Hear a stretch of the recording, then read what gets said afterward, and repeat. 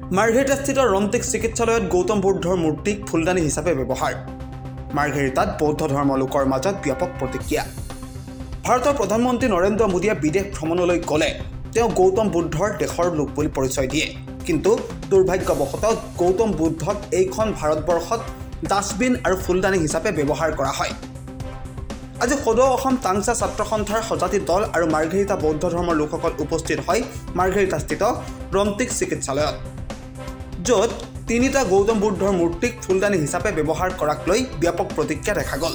নায়ুং মোচাং সভাপতি সদৌ অসম টাংচা ছাত্ৰ সন্থাই সাংবাদিকক জনায় যে ডক্টৰ নৱজিৎ চেলেং মালিকাধীন মাৰ্ঘেৰিটা ৰন্তিক চিকিৎসালয়ত জানি বুজি তিনিটা গৌতম বুদ্ধৰ মূৰ্তি আজি বহুদিনৰ পৰা ফুলদানি হিচাপে ব্যৱহাৰ কৰি আহিছে আৰু সেইটোকে লৈ দুখিত হৈছে তেওঁলোক।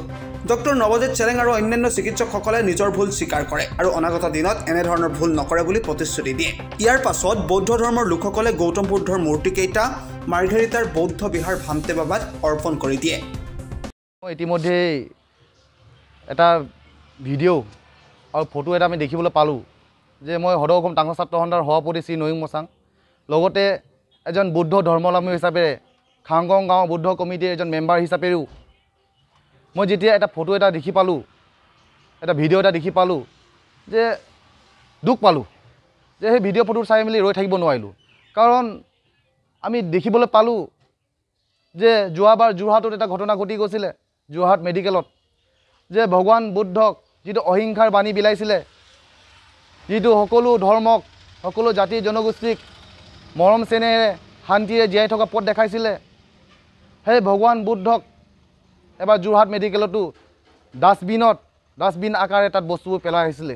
কিন্তু সেই ঘটনাত শেষত মেডিকেল কৰ্তৃপক্ষই ক্ষমা খুজিছে। কিন্তু সেই একেই ঘটনা আজি আমি দেখিবলৈ পালোঁ মাৰ্ঘেৰিটা ৰন্তিক মেডিকেলত, যে এই ভগৱান বুদ্ধক, এই পবিত্ৰ ভগৱান বুদ্ধক যিটো সকলো মানুহে মানৱতা হিচাপে ইয়াক পূজে, মানুহে জীয়াই থকা পথ ইয়াত বিচাৰি পায়, সেই ভগৱান বুদ্ধক ইয়াত ধুনীয়াকৈ ফুলৰ দানিৰ পথ বনাইখিনি ইয়াত সজাই থৈছে। এয়া কিহৰ যুক্তিত আমি বুদ্ধিষ্ট ধৰ্মাৱলম্বীসকলে ইয়াত ইমান পবিত্ৰৰে ঘৰৰ আমি পাংনা বুলি কওঁ, আমি ইয়াত পূজোঁ, কিহৰ যুক্তিত এখেতসকলে এই ভগৱান বুদ্ধৰ মূৰ্তিক ফুলৰ দানি বনাবলৈ পালে? আমি দুখ পাইছোঁ। দুখ পোৱাৰ লগে লগে আমি দৌৰি আহি মেডিকেল কৰ্তৃপক্ষক আমি লগ কৰিলোঁ, যে মেডিকেল কৰ্তৃপক্ষক ক'লোঁ যে আপোনালোকে কিহৰ যুক্তিত এই ভগৱান বুদ্ধৰ মূৰ্তিক আপোনালোকে এনেকৈ অপমান কৰিছে? আপোনালোকে নিজৰ এই মেডিকেলখনক সজাবলৈ কাৰণে নেকি?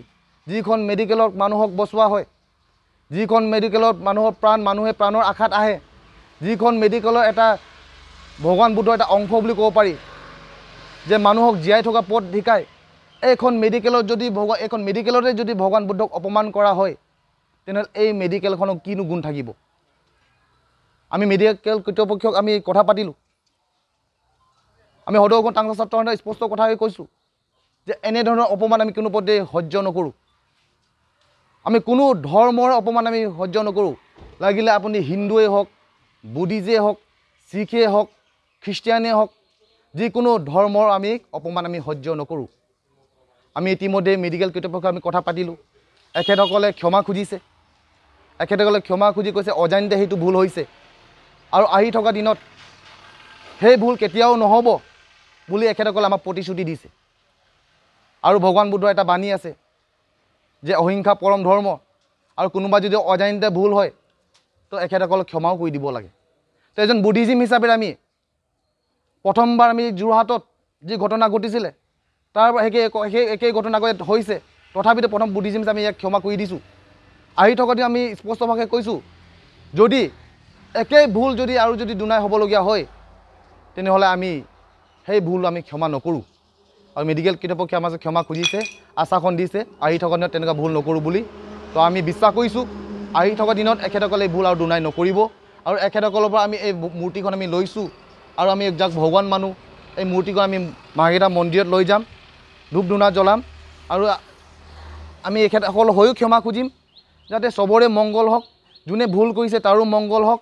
আহি থকা দিনত যাতে এনে ভুল নহয়, এখেতসকল যাতে জ্ঞান দিয়ে, এখেতক যে ভগৱান বুদ্ধই সেই যিটো ভুল হৈছে এই ভুল এখেতসকলে যাতে দেখাই দিয়ে, আহি থকা যাতে সেই ভুল নহওক, এখেতসকলৰ হৈও আমি ক্ষমা খুজি দিম। ধন্যবাদ। মাৰ্ঘেৰিটাৰ পৰা মিথুন বৰুৱাৰ ৰিপৰ্ট, এনিটাইম 24।